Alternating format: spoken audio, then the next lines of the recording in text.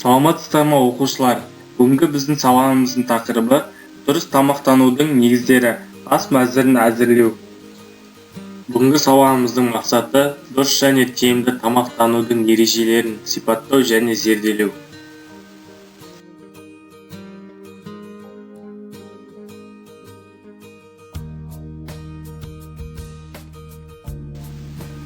Балалар мен жасөспірімді дұрыс тамақтандыру олардың денсаулығын нығайтып, дене және ой қабілетінің дамуына мүмкіндік береді.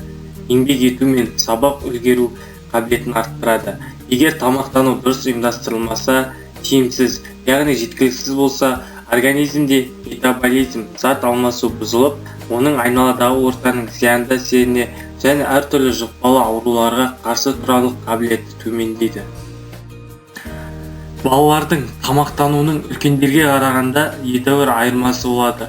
Үлкендерге тамақ организмдегі тіршілік процестерін қолдану үшін, әртүрлі жұмыстарға жұмсалған күш-қуатты қалпына келтіру үшін қажет болса, өсіп келе жатқан жас организмге тек өмірлік процестерді ғана қолдану үшін емес, сонымен бірге бүкіл организмнің өсу, даму, қалыптасу процесіне қажет.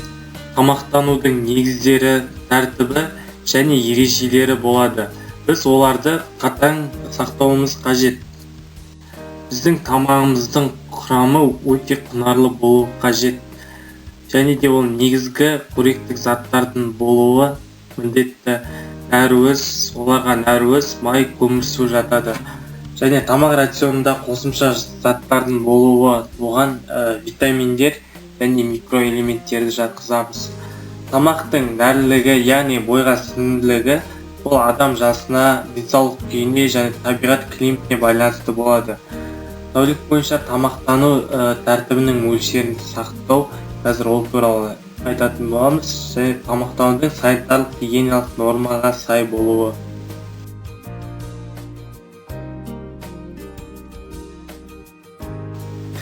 Тамақтану тәртібі дегеніміз ас қабылдауда белгілі бір уақытқа бағыну.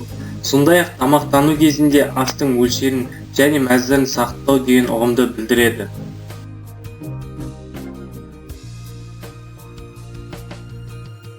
Тамақтану процесінің негізгі принциптеріне мыналар енеді. Бірінші, тамақтану барысында тәуліктік кесте белгілеу. Екінші, тәулігіне 1-2 рет қана тамақтану бұл дұрыс емес. Белгілі бір мөлшерде 3 немесе 4 рет тамақтану қажет. Үшіншіден, тамағымыз құнарлы болғаны дұрыс. Себебі адам ағзасы дұрыс және тез қабылдайтын және еш қиындықсыз қорыта алатын тағам. Және де ол тағамымыз ақуыз, майлар, витаминдерге және де минералды заттарға бай болуы қажет.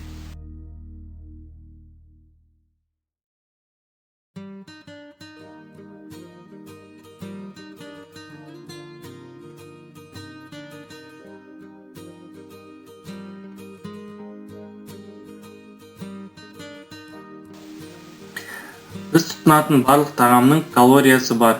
Олар бізге күнделікті қызметтерді атқарып орындау үшін қажет. Адамның жас ерекшеліктеріне байланысты қажетті калория өлшемі әртүрлі болады.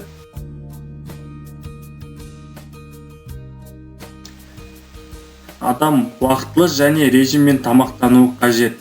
Мына суретте бірінші және екінші ауысымда оқитын оқушылар үшін тамақтанудың типтік тәртібі берілген.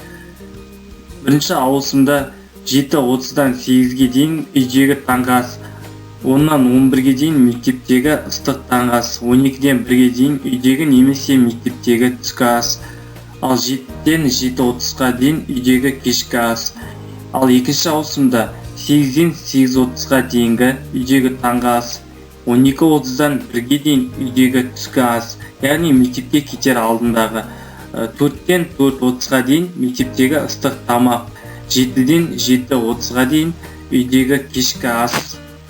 Біз бұл типтік тәртіпті қатаң сақтауымыз қажет.